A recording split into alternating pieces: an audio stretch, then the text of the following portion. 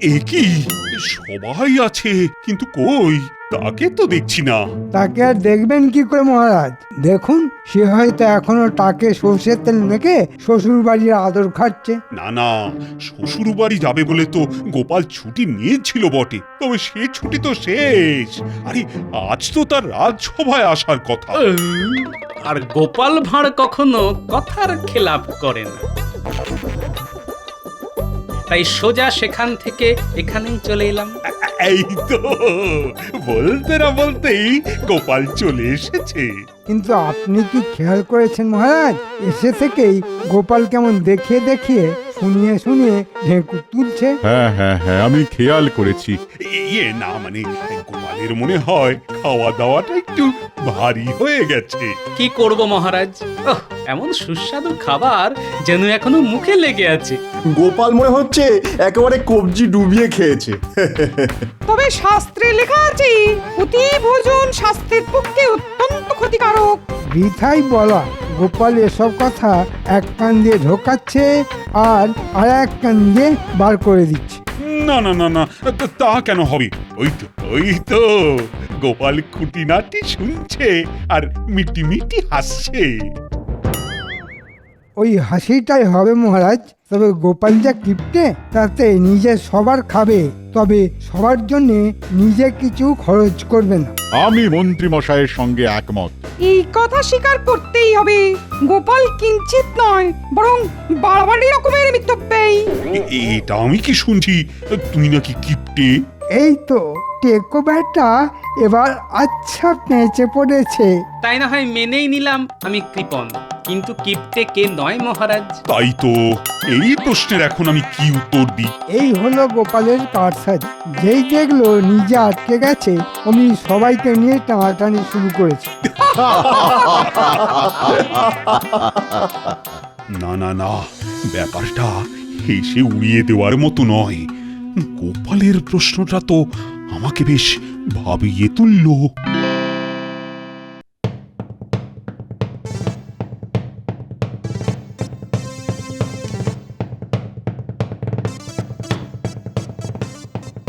আচ্ছা মহারাজ, কি হয়েছে আমি তো কিছুই বুঝতে পারছি না। চিন্তাটা কি সেটা তো বলবেন। চিন্তা হলো আমার সভাসদদের মধ্যে কে সব থেকে বেশি কৃপণ সেটা আমায় জানতে হবে। ওহো, এই কথা! আমি ভাবলাম কি না কি। না না মহারানী, ব্যাপারটা ওরকম উড়িয়ে দেবার মতো নয়। এই একটা চিন্তাই সকাল থেকে আমাকে বিচলিত করে রেখেছে। তাহলে এখন কি করবেন আপনি মহারাজ? সেটাই তো ভাবছি। একদিকে মন্ত্রী তো অন্যদিকে আবার গোপাল। সভাকবি, সেনাপতি, অমাত্য, পণ্ডিত এদেরই বা বাদ দেবেন কেন মহারাজ? এই দেখো, তুমি তো দেখছি সব কেমন আমার গুলিয়ে দিলে। তবে আমার মাথায় একটা বুদ্ধি এসেছে। তবে আর চুপ করে বসে না থেকে বলো বলো, বলে ফেলো। আরে বুদ্ধিটা কি? আপনি বরং সভার সবাইকে কিছু না কিছু দিতে বলুন আপনাকে। যে যেমন দেবে তাই দেখেই আপনি বুঝে যাবেন কে কৃপণ আর কে দানি। তোমারও যেমন বুদ্ধি রানী। আরে আমি চাইলে সবাই তো আমাকে খুশি করার জন্য বেশি বেশি দেবে, তবে আর আসল কথাটা জানবো কি করে? তবে তো আপনাকে কোনো সাধু সন্ত বা যোগী পুরুষকে ধরে আনতে হবে মহারাজ, যিনি হাত গুনেই আপনার প্রশ্নের উত্তর দিয়ে দেবেন। আরে আরে আরে, এইটা এইটা এইটা, এবার একটা বুদ্ধি যেন টুক করে উঁকি মারছে আমার মাথার ভেতরে। মনে হচ্ছে এতেই কাজের কাজটা হবে। হ্যাঁ, এ আবার আপনার কেমন হেয়ালি? না না না না, কোনো হেঁয়ালি নয়। তুমি শুধু আমি যা বলছি সেটাই প্রচার করে যাও।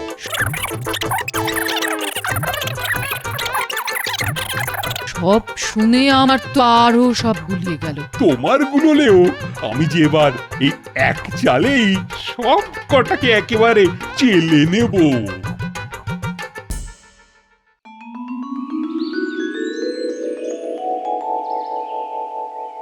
কি হলো, সবাই ওরকম উসকুস উসকুস করছো কেন? উসখুস তো করবেই মন্ত্রী মশাই। রাজসভায় মহারাজ নেই, মানে এ যেন অনেকটা ওই ধর আছে কিন্তু মুন্ডু নেই তেমন ব্যাপার। তাই না? গোপাল ঠিকই বলেছে, রাজা না থাকলে রাজসভার হবে কি করে? কিন্তু ব্যাপারটা কি হলো সেটাই তো বুঝতে পারছি না। মহারানী খবর পাঠিয়েছেন এক ত্রিকালজ্ঞ সাধু হিমালয় থেকে নেমে এসেছেন মহারাজকে গুরুমন্ত্র দেবেন বলে। তাই এক সপ্তাহ মহারাজ রাজসভায় আসতে পারবেন না। হঠাৎ করে মহারাজ আবার এইসব মন্ত্রতন্ত্র নিয়ে মাথা ঘামারি গেলেন কেন? বেশ তো চলছিল। কই, আগে তো এমন কিছু শুনিনি কখনো। আগে শোনি বলে আর কখনো যে শুনবে না এমন কথা কোথাও লেখা আছে নাকি? মনে হচ্ছে মহারাজের মাথাটা আচ্ছা করে চিবিয়ে সাধু বাবা ভালোই মালকুড়ি গেঁড়াবে। চোরের মন তো বোঁচকার দিকেই পড়ে থাকবে। আপনি কি আর ভালো কিছু ভাবতে পারবেন? তুমি কি আমায় কিছু বললে গোপাল? না না, বলছিলাম যে ওই আশেপাশে তো কত কি হচ্ছে। এবার না হয় আমরা দেখব ওই মহারাজ যতদিন না আসছেন ততদিন মন্ত্রী মশাই ছড়ি ঘোরাচ্ছেন। কি আশ্চর্য! মন্ত্রী মশাই পিত্রাঘাত করবেন, এমন কাণ্ড হলে তো সবকিছু লন্ডভন্ড হয়ে যাবে।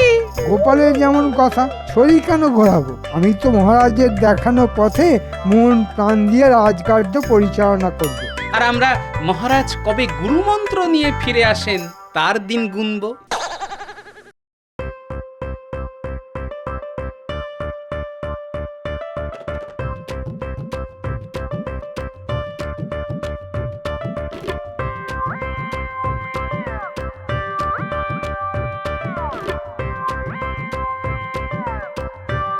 এই নাও গিন্নি,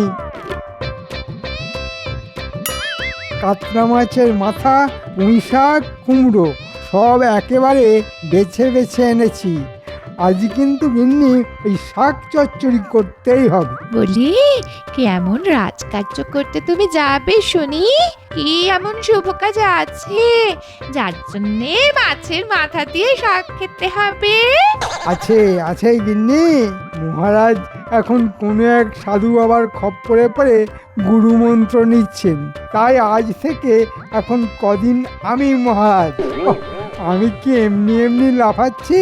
সে মহারাজে হও আর যাই হও, আজ নয় কাল, কাল নয় পরশু করে আমাকে খালি ভুলিয়েই যাচ্ছ। কিন্তু এবার আমি আর ভুলছি না। তোমায় কিচ্ছু ভুলতে হবে না, আমার সব মনে থাকবে। কে আছো ঘরে? সাধুকে কিছু ভিক্ষা দেবে নাকি? সবে একটা শুভ কাজ করতে যাব বলে মনে মনে তৈরি হচ্ছি, নিয়ে এসে দাঁড়ালো। এই যে বাবা, দাও না এই সাধুকে কিছু। ও বাবা, একটু দেশে সাধু বাবা নয়, একেবারে চকচকে সাধু বাবা। তা বাবা কোথা থেকে উদয় হলেন শুনি? আর যোগ সাধনা সে তো সেই হিমালয়ে।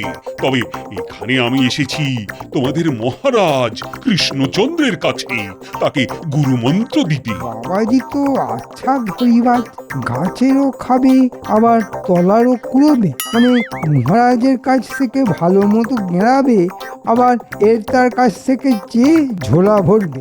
দাঁড়া, ধরাচ্ছি তোমার ঝোলা। এই সাধু কি তবে কোনো ভিক্ষাই পাবে না? তবে এক মুঠো চাল আর একটা আলু, ব্যাস ওই দাও ওর ঝোলা, ওতেই হবে। তোমাদের কল্যাণ হোক।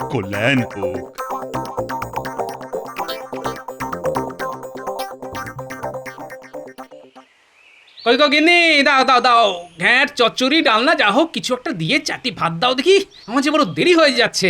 তাই বলো, আমি তো ভাবলাম মহারাজ তোমাকে দেখেই একেবারে গদ হয়ে তোমার মাইনে বাড়িয়ে দেবেন। সে মহারাজ হলে না হয় হতো, তবে মন্ত্রী মশাই কি আর অত সহজে ঘাড় পাতবেন? তোমার যত হম্বি তম্বি সব এখন নেই। হ্যাঁ, যাও দেখি মন্ত্রী মশাইকে বাগে এনে কেমন গুছিয়ে ফেলতে পারো। তার কেমন করে হবে গিন্নি? মন্ত্রী মশাইয়ের সঙ্গে যে আমার একেবারে আদায় কাঁচকলায়। তার মানে তুমি আবার মন্ত্রী মশাইয়ের সঙ্গে ঝগড়া করেছো? কি অলক্ষণে কথা রে বাবা। না দিদা, কোনো অলক্ষণের কথা নয়, বরং লক্ষণ খুব ভালো। আমরা এক্ষুনি নিজের চোখে দেখে এলাম। এই কি দেখে এলি রে তোরা?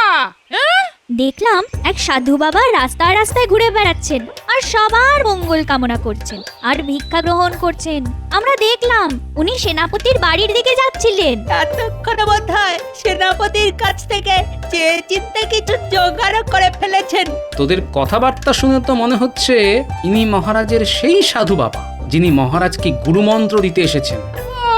তোরা বুঝি বাড়ি বাড়ি গিয়ে কে কোথায় যাচ্ছে, কে কোথা থেকে আসছে সেইটা নজরে নজরে রাখছিস? হ্যাঁ, বলি পড়াশোনা কি শিখে তুলেছিস?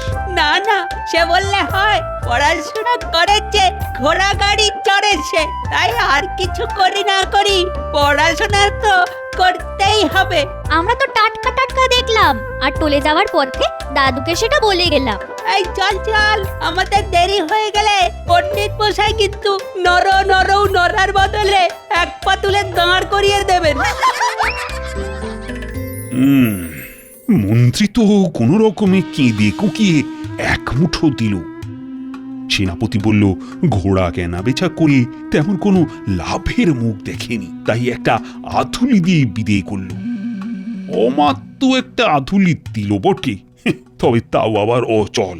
আবার বলল এই দিয়ে নাকি নুন তেল ডাল সব কিনে নেওয়া যাবে। যাই এবার পণ্ডিতের কাছে গিয়ে দেখি সে আবার কি গল্প শোনায়। চারে কে চার দুগুণে 8, 3 4 12। পণ্ডিত মশাই আমাকে চিমটি খাচ্ছে। মিথ্যে কথা, ওই আমার চুল ধরে টানছে। পণ্ডিত মশাই, এই দেখুন না, আপনার টিকিতে একটা টিকটিকি টুকি করছে।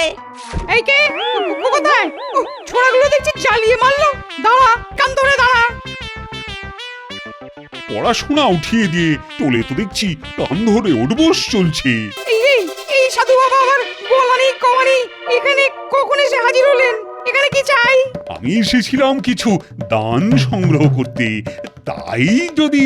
ও তাই বলুন, সেই জন্যই এখানে ঘুরঘুর করছেন বুঝি? তা সাধু বাবার কোথা থেকে আসা হচ্ছে শুনি? আমি আপাতত মহারাজ কৃষ্ণচন্দ্রের কাছ থেকেই আসছি। ওনাকেই মন্ত্র দিতে এসেছি আমি। ওরে বাবা, তবে আর আমি কি দেব আপনাকে? আমিই তো বরং খবর নেব কেমন করে কি জোগাড় হলো ওখান থেকে। বেশি হলে এই দরিদ্র ব্রাহ্মণকেও না কিছু দিয়ে যাবেন। এই মরেছে, এ তো দেওয়ার বদলে নেওয়ার কথা বলছে। তবে কি কিছুই পাবো না আমি? এসেছেন তখন খালি হাতে কি আর ফেরানো যায়? এই নিন 2টো বাতাসা, পথে ঘুরে ঘুরে ক্লান্ত হয়ে গেলে চিবিয়ে জল খেয়ে নেবেন।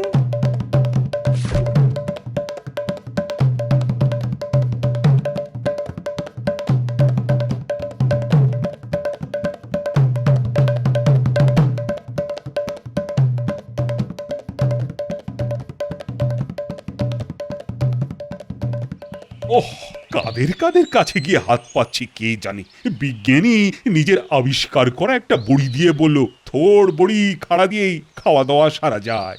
তাই এর থেকে বেশি কিছু দেওয়ারও নেই আর নেওয়ারও নেই।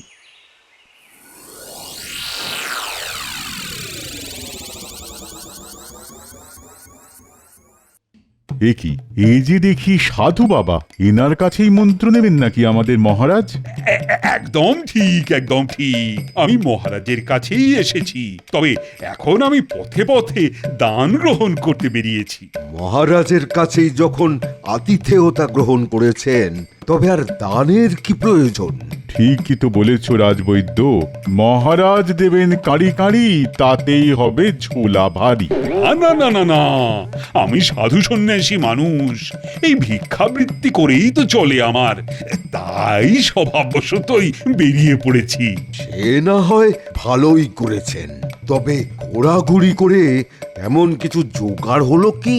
হয়েছে কিছু কিছু, তবে আরো কিছুর জন্য আমি তোমাদের কাছেই হাত পাচ্ছি। এ কি জ্বালা, থালা ভর্তি আনাজ দেখে বলেন দেনা দেনা। না না না, আপনাকে যদি দিয়েই দিই তবে আমার চলবে কি করে ভাই? তাই আপনিও যান, আমিও যাই। তা কিছুই কি পাবো না? এতই যখন চাইছেন এই নিন। তখন এই নিন একটা ছোট্ট দেখে আলু।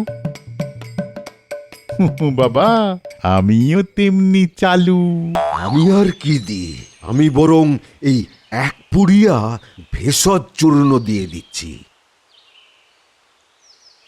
এটা খেলে খাওয়ার পরে হজম হবে অতি সহজে। চেয়ে চিনতে তবে এই জুটলো এতক্ষণে। দেখি দেখি আর একটু এগিয়ে দেখি।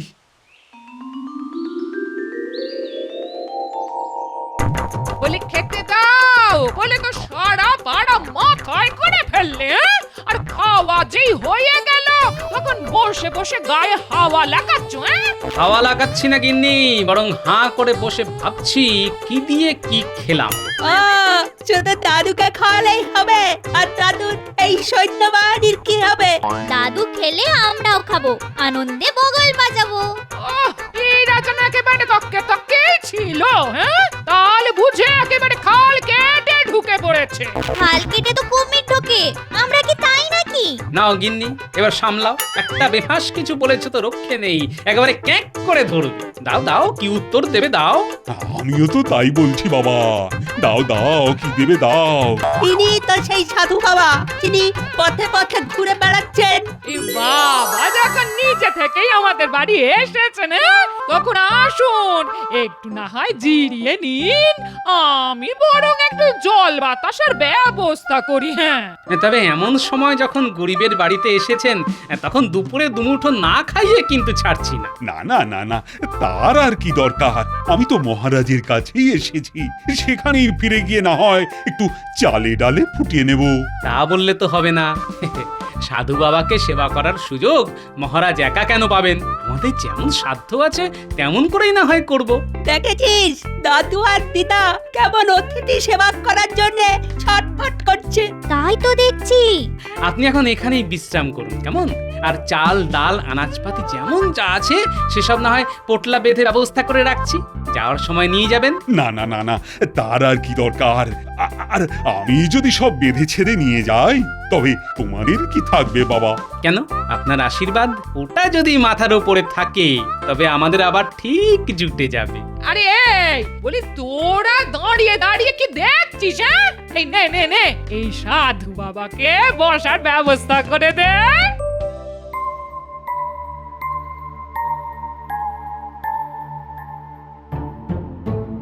মনে হচ্ছে মহারাজের মাথাটা একেবারেই খারাপ হয়ে গেছে। সারা দিন কি যে করলেন কে জানে। এবার রাতেও কি সব ফন্দি ফিকির আটছেন বসে বসে। কি হলো রানী? আরে নিজের মনে কি বিড়বিড় করছো? আমি তো জোরে জোরেই বলছি, আপনি যেন ওই কৃপণ খুঁজতে একেবারে দিন রাত এক করে ফেলছেন। না না না না, ব্যাপারটা বেশ ভাবিয়েছে আমাকে রানী, তাই ওটা নিয়ে লেগে আছি। সারা দিন তো লেগে থাকলেন, তারপরে আবার রাতেও একটু বিশ্রাম নেবেন না মহারাজ? সবার কাছ থেকে শুধু দান গ্রহণ করলে হবে? তাদের তো দিতেও হবে কিছু। আপনি যে কি বলছেন আমি কিছুই বুঝতে পারছি না। তবে আমি বেশ বুঝতে পারছি, কাল রাজসভায় বেশ একটা শোরগোল হবে।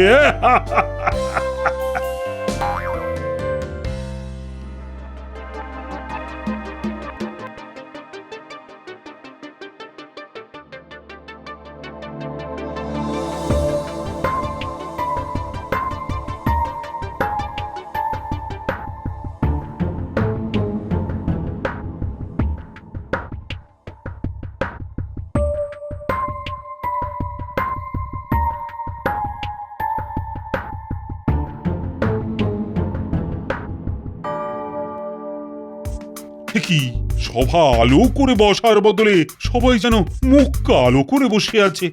তা ব্যাপারটা কি? ব্যাপার আর কি হবে, সবাই নিজের নিজের জ্বালা নিয়ে জ্বলছে। এই যেমন মহারাজ কেমন সাধু বাবার কাছে মন্ত্র নেওয়া ছেড়ে হাজির হয়ে গেলেন আবার।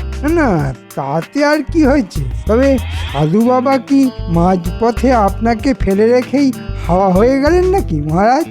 সে কথা না হয় বলছি, তবে তার আগে কেমন কি জ্বালা সেটা তো শুনি। কাল দিনে রাতে যা হলো, আমারও শুধু কপাল চাপড়াতে ইচ্ছে করছে। আমার তো মনে হচ্ছে ওই সাধু বাবা নিশ্চয়ই কোনো জাদু জানেন। তা কিরকম কি জাদু দেখালো শুনি? দেখবে আবার কি, যেমন যা দিলাম গুনে তাই ফিরে এলো দেখি অনুরূপে। একদম ঠিক বলেছে। আমি যেমন পুড়িয়া দিয়েছিলাম ঠিক তেমনই একটা পুড়িয়ায় সোনার গুঁড়ো মুড়ে কে যেন আমার ঘরে ফেলে এসেছে। আমি দুটো বাতাসা দিয়েছিলাম, ঠিক তেমনই দুটো সোনার টুকরো পেলাম ঘরে। আমিও তো এক মুঠো চাল আর আলুর পরিমাণ মতো সোনার টুকরো আর গুঁড়ো গাঁড়া পেলাম। আরে গোপাল, তুমি কি পেলে? মানে তোমার সঙ্গেও এমন কিছু হয়নি বুঝি? আগে আমি ঝোলা ভরে যেমন দিয়েছি তেমনই ঝোলা ভরে পেয়েছি মহারাজ। বাবা বাবা বাবা, কিন্তু মানে তুমিও তো সবার মতো একটু আধটু দিয়েই হাত ঝেড়ে ফেলতে পারতে।